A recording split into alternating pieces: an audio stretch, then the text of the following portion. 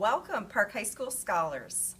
I'm Sarah Scullin-Stokes, Assistant Principal, and I support students whose last names start with A through G. And I'm Gretchen Romaine, also an Assistant Principal, and I have students, what do I have? You have students whose last names start between H and N. H and N, yes. And I'm Jonathan Hunt, Assistant Principal, serving students O through Z. So we are so thrilled to have you back this school year. We're going to have an amazing school year. We are all here to support you to become the most successful and happy adults you can be. So in order for us to all work together to achieve that goal, we have some expectations that we want to review today. So many of you have asked about Wolfpack Hour, because I hear it's kind of cool. Wolfpack Hour? It's awesome. Awesome. So people have asked, are we going to have it this year because it was awesome last year? And the answer is yes. For those of you who are new to our Wolfpack Hour, Wolfpack family, Wolfpack Hour is during your lunch. And students take half the time to eat lunch and the other half of the time to connect with teachers when they need help. We believe that as high school students, you have wisdom and maturity, and you can decide what you need to make yourself a successful student here at Park High School.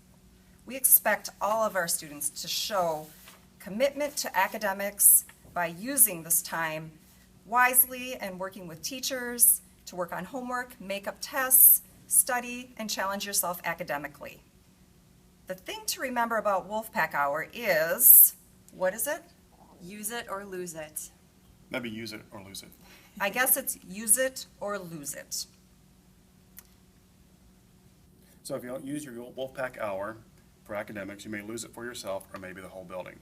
A couple of changes this year. You'll have to find a place to be during Wolfpack Hour. You have 30 minutes to eat lunch and then 30 minutes academic time. So this year, you'll have 3 places where you can be. One is in a teacher's classroom, getting help, and always check with the teacher to see if you can eat in there. The second place is the media center, and the third place is the cafeteria. So 3 places. Roaming the halls is not an option this year. You'll be asked by a staff member where you're heading, and one of those 3 areas needs to be your destination. So that's a big change for this year, but it will help support the school and to support you as a student. We are continuing by asking that you only eat in the cafeteria or in a classroom if the teacher allows it. Also a reminder, our seniors, Go Class of 2016, do have the privilege of open campus for lunch. That privilege might be taken away though if you're showing us that you need that time to be focused on academics rather than being out of the building for lunch. So please use that time wisely and make great decisions. If you need to have, if you need help with teachers, it's better to stay here. Also, seniors, please know that if you help a 9th, 10th, or 11th grader leave for lunch, that privilege will also be taken away for you. So this is a really special privilege only for seniors. Please help us ensure that we can continue to do it by respecting that rule. Okay, again, if I'm a senior and I help my younger sibling that's a 10th grader by taking them out to lunch, what happens to me? You'll lose your open campus privilege. So no, we'll be checking IDs. We really want to support continuing this privilege for seniors, so please help us out by respecting those boundaries and rules. Another Awesome. possible outcome would be your parking pass may be revoked for a period of time as well. Okay, so you're saying I couldn't go to Chipotle anymore? That's possible. Okay. All right, Yeah. finally, we're going to talk a little bit about dress code.